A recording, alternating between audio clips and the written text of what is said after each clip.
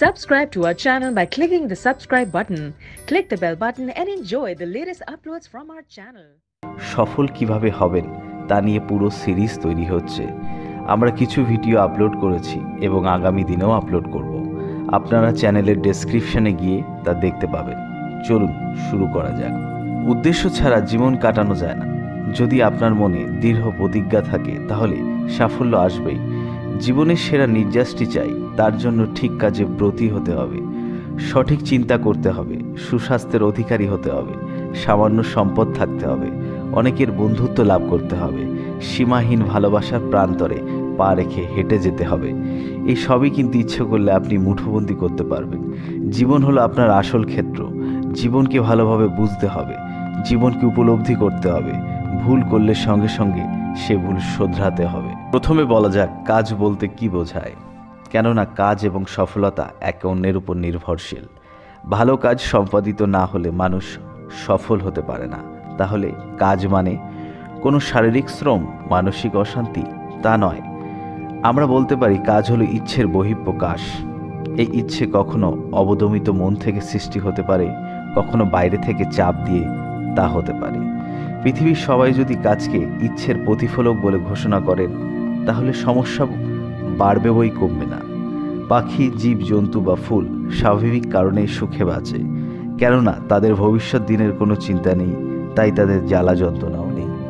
মানুষের ক্ষেত্রে আশা আছে বলেই আশাভঙ্গের বেদনা আছে, স্বপ্ন আছে বলেই স্বপ্ন ভেঙে যায়।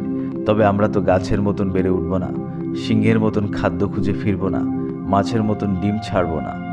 আমরা ভালো মন্দের বিভাজন টানতে পারি, কিছু করা ও কিছু না করার মধ্যে অনেকখানি তফাৎ আছে।